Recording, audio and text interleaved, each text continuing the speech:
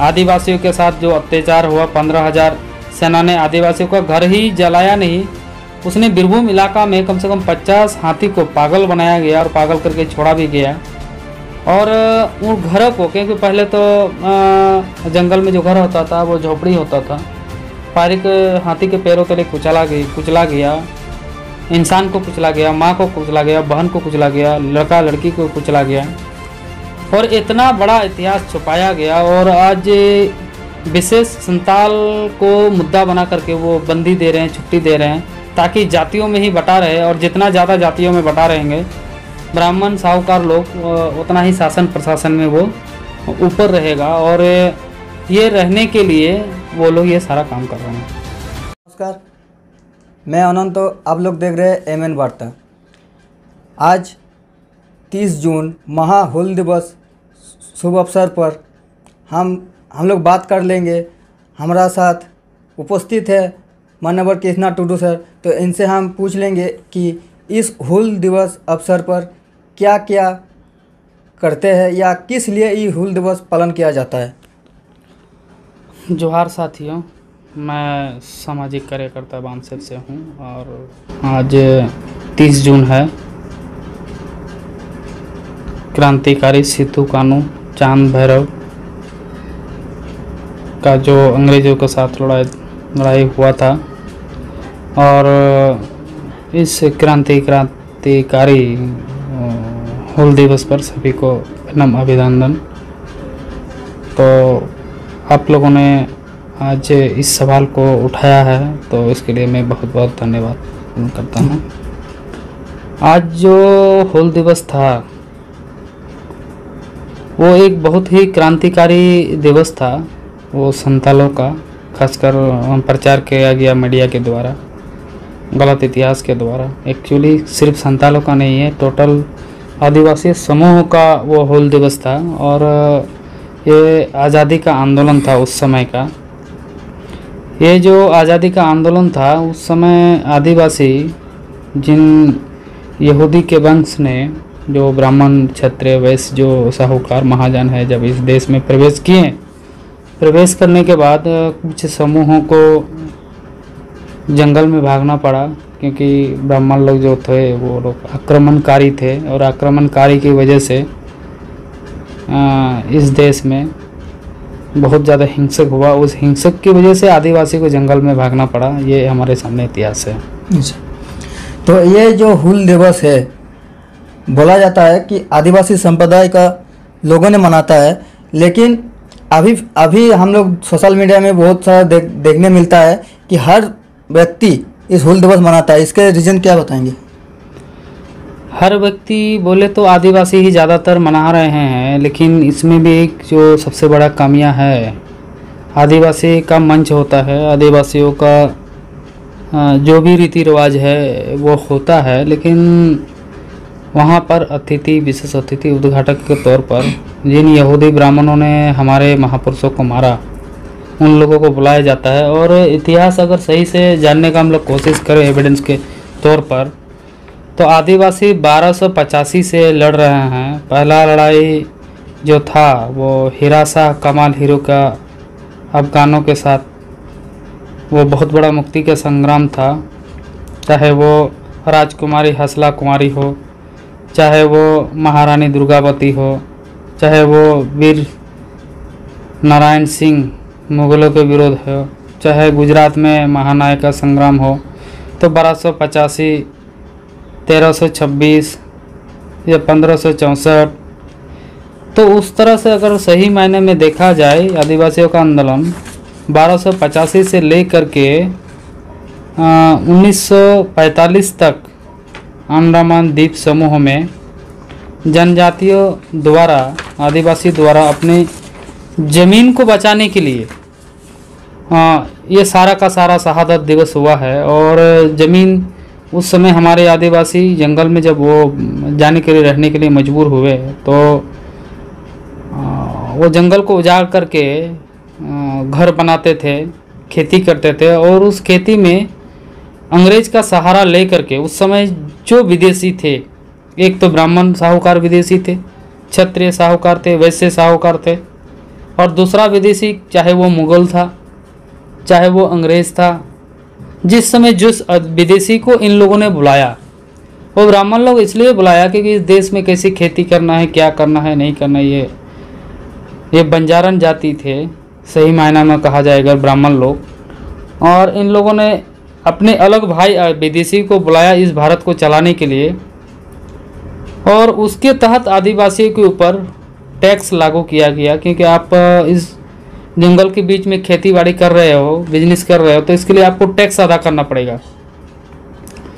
और इसी के तहत उन लोगों ने जब विद्रोह खड़ा किया, क्योंकि आदिवासियों का एक पारंपरिक अपना रीति रिवाज था, और वो हिंदू भी नहीं है, हिंदू का कोई अंश भी नहीं है, ब्राह्मण धर्म का भी अंश नहीं है, और ना अंश होने की वजह से वो अपना जो भी उसका रीति रिवाज है उस पेड़ पौधों को लेकर के, जल जंगल ज़मीन को बचाने को लेकर के वो करते थे। और इसके विरोध में जा कर के आदिवासी का इतिहास ना बचे, इसलिए सारा एक्टिविस्ट साहूकार महाजन लोगों ने किया। लेकिन बड़ा दुख के साथ आज कहना पड़ रहा है, आज हमारे आदिवासी, आज 30 जून है, आज तो वो मना रहे हैं, ये बहुत अच्छी बात है। लेकिन फिर 364 दिन 365 दिन में एक दिन मनाते हैं, और 364 दिन वो किसके विरोध में आंदोलन था, किन विदेशियों के विरोध में था, किन किन विदेशी के विरोध में था, ये भी उसको जानकारी ना होना, और जानकारी ना होने देना, एक जानकारी ना होने देना, ये एक बहुत बड़ा षड्यंत्र रचा गया वर्तमान में जिन लोगों ने इतिहास लिखने का काम किया, ब्राह्मण लोग। क्योंकि वो जहाँ भी इतिहासकार है सारा का सारा ब्राह्मणों का कब्जे में है, तो वो अपने तरीके से लिखा और आदिवासियों के बीच में रखा, और वही को लेकर हमारे आदिवासी भोले वाले जो हैं वो चल रहे हैं। उसको पता ही नहीं है कौन शत्रु, और जिसको पता है वो बता नहीं रहा है, वो सोच रहा है अगर मैं बताऊंगा तो मेरे जिम्मेदारी लगाएगा समाज। तो इसलिए वामसद के माध्यम से ये पहल किया गया कि आदिवासियों के सामने शत्रु को रखा जाए। जैसे एक मेडिकल साइंस का भी सिद्धांत होता है कि अगर आप कोई बीमारी का इलाज कराना चाहते हैं तो उसको पहले परखना पड़ता है, उसको जांच करना पड़ता है, आपका टीबी है कि कैंसर है, फिर उसी हिसाब से दवा देना पड़ता है। तो उसी हिसाब से ही हम लोगों ने भी निर्धारित किया कि इसको जांच किया जाए, वेरिफिकेशन किया जाए, और फिर उसी हिसाब से समाज के सामने रखा जाए। फिर समाज निर्धारित करे कि इसमें क्या सुधार करना होगा और किसको लेके चलना होगा, किसको लेके नहीं चलना होगा। आज ज़्यादातर जो भी आज हो रहे हैं स्थिति में, मैं कई आदिवासी संगठन के पास गया तो कहीं टीएमसी के एमएलए को बुलाया जा रहा है, ब्राह्मण लोगों को बुलाया जा रहा है, कहीं बीजेपी के ब्राह्मण लोगों को बुलाया जा रहा है, कहीं कांग्रेस के ब्राह्मण लोगों को बुलाया जा रहा है, एमपी एमएलए को बुलाया जा रहा है उस स्टेज में सम्मान देने के लिए, माला पहनने के लिए। जिन बाप दादाओं ने हमारे ब्राह्मण साहूकार के विरोध में आंदोलन चलाया, आज वही लोगों को लेकर के माला पहनाया जा रहा है। ये बहुत दुख है। इसको हम लोग आने वाला दिन में समाज के सामने रखेंगे कि इसको कैसे ये जो गलत हो रहा है ये इसको कैसे रोका जाए, और आदिवासी अपना अस्तित्व बचाने के लिए, समाज के महापुरुष के आंदोलन को बचाने के लिए क्या करना चाहिए। धन्यवाद।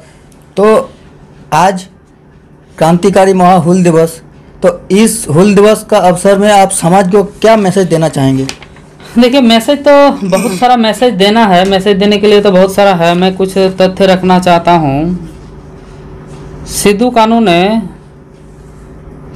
30 जून से पहली रात को उसने चिंतन मंथन किया था, और जोरदार जमींदार के खिलाफ, यानी कि ब्राह्मण क्षत्रिय विदेशी के खिलाफ, वैश्य के खिलाफ, उन लोगों ने खुद ही नेतृत्व नहीं किया, उन लोगों ने नेतृत्व सौंपा, नेतृत्व निर्माण किया। उसमें भादू और सोनू माझी भी था, जिम्मेदार दिया गया था।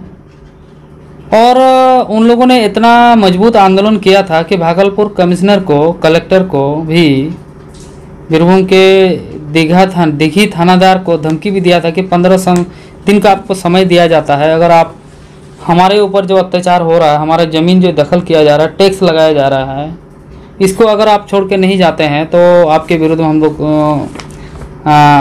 आंदोलन छेड़ेंगे। इसके अलावा जो 30 जून का हूल हुआ था, जिसमें 20,000 लोगों ने शहीद हुआ था उस समय। तो उस समय जो 30 जून को हम सम्मेलन हुआ था कलकत्ता जाने के लिए 30,000 लोगों का, 20-30 हज़ार लोगों का, तो उसमें कुम्हार भी था, कुम्हार भी था, तेली भी था, मुसलमान भी था, चमार भी था, डोम भी था। यानी कि सिर्फ आदिवासी संताल के ऊपर ही अत्याचार नहीं होता था, ब्राह्मण साहूकर के द्वारा, अलग अलग जातियों के द्वारा उन लोगों के ऊपर भी अत्याचार होता था उस समय। उसके अलावा अगर उस समय का आंदोलन अगर हम लोग देखते हैं, वो 30,000 जो सेना था आदिवासियों का, जो लड़ाई करने के लिए अंग्रेजों सेना के साथ, अंग्रेजों सेना के साथ तो एक्चुअली लड़ाई नहीं था। अब मान लीजिए इसको अगर समझना है बहुत हल्का भाषा में, तो किसी का ज़मीन है और उसको मैं दखल करके रखा हूँ, तो अगर मान लीजिए आपका जो ज़मीन है और मैं आपका ज़मीन दखल करके रखा हूँ और आप आते हैं, फिर मैं आपको नहीं देता हूँ वो ज़मीन, तो आप क्या करिएगा, आप पुलिस प्रशासन के पास जाइएगा और बोलिएगा कि सर मेरा ज़मीन को दखल करके रखा है, क्योंकि मेरे पास आपका ज़मीन है लेकिन आपके पास कोई कागज़ नहीं है, मैं आपका ज़मीन का कागज़ बना कर रखा हूँ। तो फिर आप बोलिएगा कि ऐसा ऐसा बात है मेरा, तो वो जिसका ज़मीन है, जिसका कागज़ है, उसी के फेवर में फैसला आएगा। तो आदिवासी उस समय भी जंगल में रहता था, सिविल सोसाइटी से वंचित था, पढ़ा लिखा से वंचित था, और साहूकार लोग वो अंग्रेज सरकार को वो कागज़, पेपर, डॉक्यूमेंट दिखाने में, दलील दिखाने में वो कामयाब हुआ कि ये ज़मीन हमारा है और वो आदिवासी लोग दखल कर रहे हैं। तो आदिवासियों का मानना था हम लोग हज़ारों साल से रह रहे हैं जंगल में, इस जंगल को काट के हम लोगों ने खेती बनाया और यहाँ इसका कागज़ कैसे आ गया। तो प्रशासन जो विभाग होता है वो एविडेंस के तौर पर लड़ा जाता है और इसके लिए अंग्रेज के साथ भिड़ाया, लेकिन मामला अंग्रेज का साथ नहीं था, मामला ब्राह्मण के साथ था। ये भी बहुत बड़ा जो एविडेंस था छुपाया गया। दूसरी बात है, उस समय जो आंदोलन हुआ था और इस आंदोलन को कुचलने के लिए जो प्रशासन के ज़्यादा चमचागिरी, दलालगिरी, भड़वागिरी कर रहा था ब्राह्मण महाजन, तो उस समय 3-4 नाम आते हैं, बहुत ये इतिहास हिस्ट्रिकल एक बहुत बड़ा एविडेंस है। मानिक चौधरी, गोराचांद सेन, सार्थिक, रोखिक, निमाय दत्त, हीरू दत्त, इन लोगों ने बहुत बड़ा अवरोध किया था, इसीलिए उन लोगों का हत्या भी किया गया था। ये एक इतिहास है हमारे सामने। दूसरा बात, इन लोगों का हत्या ही नहीं हुआ, दिघी थाना का दरोगा महेशलाल दत्त, उसने सिद्धू कानू को पकड़ने के लिए गुप्त रूप से आदमी भी लगा कर रखा था और आदमी लगा करके बहुत सारा प्रतिक्रिया भी किया था। लेकिन प्रतिक्रिया करने के बाद भी दिघी थाना के जो ओसी था, उसका नाम था महेशलाल दत्त, थानादार को मुंह पर उसको रोक करके सिद्धू कानू ने कहा था कि आप ये जो कर रहे हैं ये गलत कर रहे हैं, अगर आप ऐसा ही करते रहें फिर आपको बहुत बड़ा आंदोलन का सामना करना पड़ेगा। इसमें ब्राह्मण बनिया लोगों ने कहा कि जिन लोगों ने हमारे सामने सर झुक करके गला में हंडी और पीछे झाड़ू लगा करके जलते थे, उसी समाज के और एक अंग है आदिवासी, वो और नीचे हैं, और ये निचले स्तर के लोग हम लोगों को इस तरह से वो धमकी देने का काम कर रहे हैं। इसमें बहुत ज़्यादा उसको बड़ा आश्चर्य लगा उस थानेदार को, और उसने ब्राह्मण समाज को उसने मैसेज भी दिया कि आप जिसको निचले स्तर पर कह रहे हैं वो इस तरह से वो विरोध करने का शुरू कर रहा है। उसमें फिर उन लोगों ने प्लानिंग बनाया, प्लानिंग ही नहीं बनाया तो उसका उस समय ये भी अत्याचार होता था। अगर कोई आदिवासी के घर में अगर आदमी मर जाए तो मरने से पहले वो साहूकार जमींदार उसके ऊपर अत्याचार करता था। वो तो मर गया, वो तो चला गया, लेकिन वो अत्याचार ये होता था कि वो मर गया है, वो उधारी लेके मर गया है, वो मेरे घर में इतना इतना उधार लेके मर गया है, आप लाश को ले जाने से पहले वो लाश को आप जो ले जा रहे हैं, आप लोग शमशान जो ले जा रहे हैं, लेकिन वो कर्जा करके रखा है, वो कर्जा कौन उतारेगा? साहूकार का कहना था, महाजन लोगों का कहना था। उस समय जो साहूकार महाजन जो ब्राह्मण लोग थे उन लोगों का कहना है कि जो लाश है वो कर्जा करके मर गया है, तो उसका कर्जा कौन उठाएगा? उसका बेटा बेटी या गाँव वाला लोग। फिर वो एग्रीमेंट होता था लिखित में, और एग्रीमेंट होने के बाद फिर वो जो जिम्मेदारी लेता था वो कर्जा का, फिर लाश ले जाने का अधिकार था। इतना अत्याचार आदिवासी के साथ हुआ। दूसरी बात है, आदिवासियों को जंगल में रहने के बावजूद भी धन रखने का, संपत्ति रखने का कोई अधिकार नहीं था। अगर वो रख दिया तो बहुत बड़ा गुनाह होता था। इसे भी ब्राह्मण धर्म में संपत्ति रखने का अधिकार हम लोगों को वंचित किया गया है, मनुस्मृति में भी लिखा गया है। आदिवासी हिंसक नहीं थे, ये भी एक बहुत बड़ा हिस्ट्री है। उनको हिंसक बनाया गया। अगर इसको सही मायने में अगर देखा जाए, अगर कोई बिच्छू चल रहा है कहीं, तो उसको आप जब तक ना छेड़ो तब तक आपको काटने का काम नहीं करेगा। तो आदिवासियों को छेड़ा ही नहीं गया, बहुत ज़्यादा उन लोगों के साथ अत्याचार किया गया। और अत्याचार कितना किया गया, जब आदिवासी कोई विरोध करता था आंदोलन करने के लिए, क्योंकि अंग्रेज के को सामने करके वो अपना षड्यंत्र चलाता था, तो जब आदिवासी विरोध करता था तो उसको पकड़ के ले जाता था जेल में। और उसको जो भी अंग्रेज का इंडियन पेनल कोड था, जो ब्राह्मण का उस समय था, बीपीसी ब्राह्मण पेनल कोड, और धर्मशास्त्र के आधार पर वो सज़ा देता था। लेकिन अंग्रेज आने के बाद इंडियन पेनल कोड हुआ, और इंडियन पेनल कोड के तहत जो भी संविधान के दायरे में सज़ा देना चाहिए वो देता था। लेकिन ब्राह्मण का जो कोड था वो आदिवासी को जेल में ले जाता था पकड़ करके, और उसको किसी का पाँव काटा जाता था, किसी का हाथ काटा जाता था, किसी का गाल काटा जाता था, किसी का नाक काटा जाता था, कान काटा जाता था। इस तरह से आदिवासी को सज़ा देने का काम करता था वो लोग। और इसके विरोध में ही 16 जुलाई 1855, 30 जून को तो एक आंदोलन हुआ। उससे भी पहले सिद्धू कान्हू के नेतृत्व में 16 जुलाई 1855 को पियालापुर पीर पाइचिर ग्राउंड में 5 घंटा का लड़ाई हुआ था। और अंग्रेज को जो दिशा दिखाने का काम करता था मेजर, उसका नाम था मेजर बारोजेर, मेजर बारोजेर। और उसका ही कत्ल नहीं किया गया। उस समय 2500 सेना का कत्लेआम हुआ और घुटना टेकने को मजबूर हुआ। अंग्रेज का जो सेना था उसको पीछे भागना पड़ा। और भागलपुर में कमिश्नर को वो अपील भी किया बारोजेर ने कि मुझे सेना दिया जाए, आदिवासियों को कत्लेआम करने के लिए सेना दिया जाए। और बाय लेटर भी लिखा। वो लेटर लिख करके जल्द से जल्द मार्शल लॉ जारी किया जाए, इसके लिए भी उसने आवेदन किया। और आवेदन ही नहीं किया, इस आंदोलन का नायक था जो उसको कोई अगर पकड़ता है तो करीब 10,000 का वो इनाम भी रखा था उस समय। और इसके अलावा अगर किसी के हाथ में अस्त्र मिलता था, यानी कि तीर और धनुक जो हमारे बाप दादा ने हम लोगों को दिया, उसके हाथ में अगर कुछ मिलता है तो 7,000, 6,000, 5,000 इस तरह से वो इनाम भी रखा था उस समय। यानी कि हमारे बाप दादाओं ने जो शस्त्र उठाने का अधिकार दिया, ये शस्त्र उठाने का अधिकार मुझे ऐसा लगता है, और इतिहास पढ़ने के बाद मैंने जो अध्ययन करने का कोशिश किया, इन ब्राह्मणों की वजह से ही हम लोगों को शस्त्र उठाने का ज़रूरत पड़ा। अगर हम लोग सिंधु सभ्यता में जाते हैं तो शस्त्र मार काट हम लोगों में नहीं था। वो हिंसक जो अपना विचारधारा था वो विचारधारा हमारे ऊपर वो लादने का कोशिश किया। मान लीजिए किसी का कोई घर बना कर रह रहा है और उस घर में आप चढ़ने का कोशिश करोगे, अब नहीं मानोगे तो वो मजबूरन शस्त्र उठाने का मजबूर हो जाता है। और हंटर साहब ने बोला था, बोला जाता भी है कि संथाल आंदोलन जो था वो कारी संथाल आंदोलन वो बीरभूम के सिवड़ी, मुर्शिदाबाद, बांकुड़ा एरिया में था। और जोरदार जमींदार को, जिस इलाका में आदिवासी का मूवमेंट चला, वो जोरदार जमींदार को भागना पड़ा।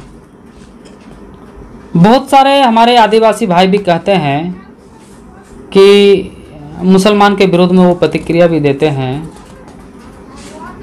प्रतिक्रिया ये देते हैं कि आप लोग जो आंदोलन चला रहे हैं, जो भी है वो मुसलमान भी है, लेकिन अगर इतिहास देखा जाए उस समय आंदोलन में वो मुसलमानों ने भी साथ दिया। और मुसलमान भी बाय डीएनए के आधार पर जो माइकल बाम साहब ने 21 मई 2001 को जो प्रकाशित हुआ टाइम्स ऑफ इंडिया में, उसमें साफ तौर पर लिखा हुआ है ब्राह्मण, क्षत्रिय और वैश्य जो है वो हमारे देश के नहीं है।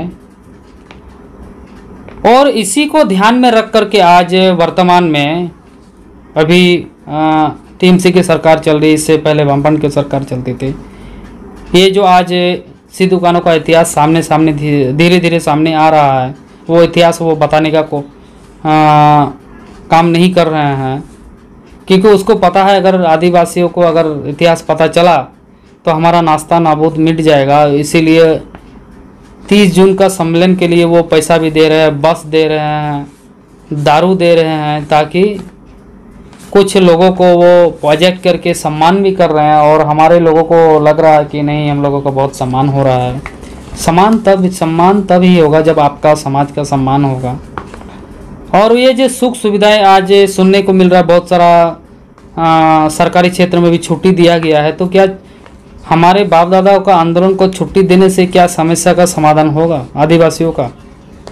कल मैं झारखंड गया था, तो वहाँ ऐसा गांव से मैं गुजरते हुए आया जहाँ स्कूल ना होने की वजह से उसके बच्चे लोग गाय चराने के लिए मजबूर है, खेलने कूदने में मदमस्त है, वो पढ़ने की तरफ वो जा नहीं रहे हैं, रहने के लिए घर नहीं है।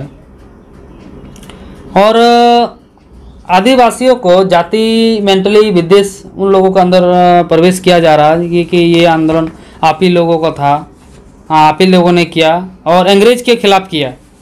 लेकिन अंग्रेज के साथ लड़ाई इसलिए हुआ क्योंकि उस समय जो हमारे जो मैंने कहा कि ज़मीन को दखल किया जाता था, जब ज़मीन को हम लोग वापस लेने के लिए जाते थे तो इस तरह का कागज़ दिखाते थे, ये मेरा दलील है और ये हम लोगों का ज़मीन है। तो आदिवासियों का कहना था हम लोग हज़ारों सालों से यहाँ बासिंदा है। फिर आप लोग किस हिसाब से आप लोग कहते हैं कि ये हम लोगों का ज़मीन है? और आखिरी में मैं यही कहूँगा, जब ये आंदोलन चल रहा था उस समय सिर्फ संताल और आदिवासी के जो अलग अलग समूह वो ही नहीं थे। उस आंदोलन में कुम्हार भी था, चमार भी था, डोम भी था, भंगी भी था। उस समय जिसके साथ अत्याचार होता था वो ही था।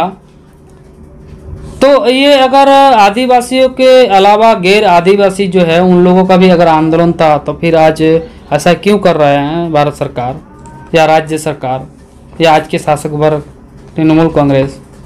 क्योंकि ये सारे के सारे ब्राह्मण पॉलिटिकल पार्टी हैं और पॉलिटिकल पार्टी के द्वारा जो हमारे आदिवासियों के साथ जो अत्याचार हुआ, 15,000 सेना ने आदिवासियों का घर ही जलाया नहीं, उसने बीरभूम इलाका में कम से कम 50 हाथी को पागल बनाया गया और पागल करके छोड़ा भी गया।